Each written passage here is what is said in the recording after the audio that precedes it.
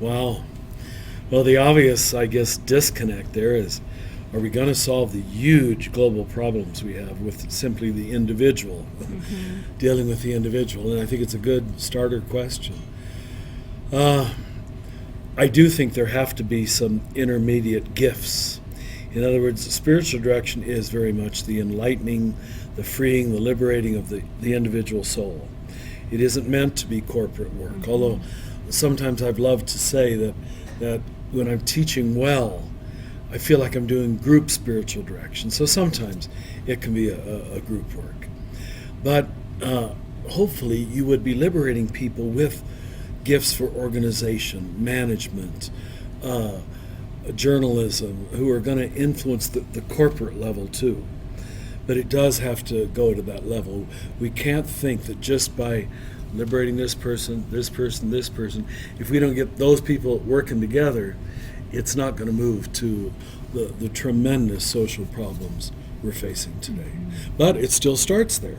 You know, if we don't have liberated, enlivened, aware journalists, for example, it isn't going to make a great deal of difference.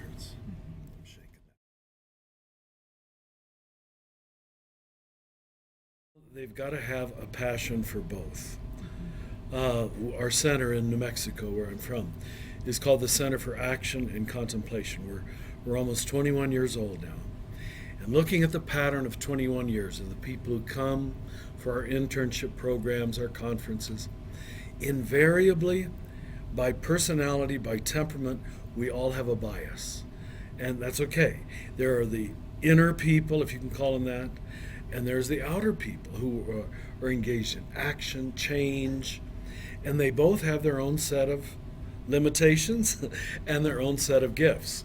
We've often said that the most important word in our title is not action, it's not contemplation, it's and.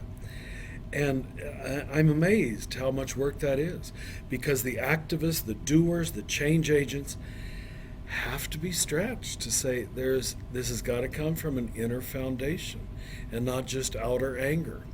And just as equally, there's a lot of inner people, especially if you were raised as a Christian, that you idealize prayer, spirituality, devotions, which sounds like the higher way. But I know now it's also a place to hide. And I can see why people like John Cashin spoke of pseudo-contemplation, that the word contemplation can inflate the ego, make you think that you are on a higher level, when in fact you have not stretched to feel the pain of the world and the immense suffering of our world. So we both have to stretch. The hope for me, and I hope I can talk about this with the group, is that up to now, and I think we reflected history, that looked up to higher-ups, people with special costumes and special titles and special degrees and what we called in the church ordination. What's happening now, and we're seeing this even in our politics, that it's not enough to hold an office. You've got to have competence.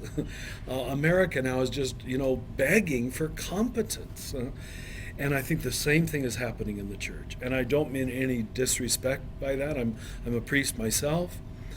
But I think we now know, just to be honest, you can be an ordained priest, you can be an educated minister, and not really be competent to understand the human soul, how change happens, how people grow, how grace is communicated, is a very different skill set than simply saying, I'm ordained. So I think it's a real sign of advancement that we can expect what we call, interesting enough, lay people. Right? And the very word defining, people who don't know, people who aren't very competent. And this is the great turnaround that's happening, that we're finding, you know what? Some of the lay people have the competence without formal ordination. So it's going to be lay-led.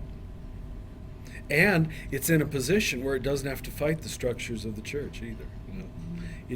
It moves purely by competence. Purely. Now I know they're not going to get rich, unfortunately. Competence doesn't seem to get you rich, unfortunately. So anyway.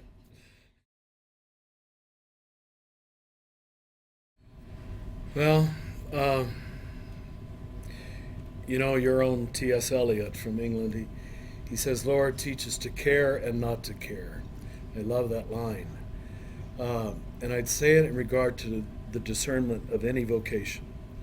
You have to have a passion for it.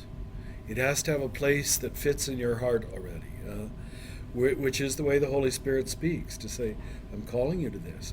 I name it within you as a desire. But then I don't think you can care too much. Do you understand?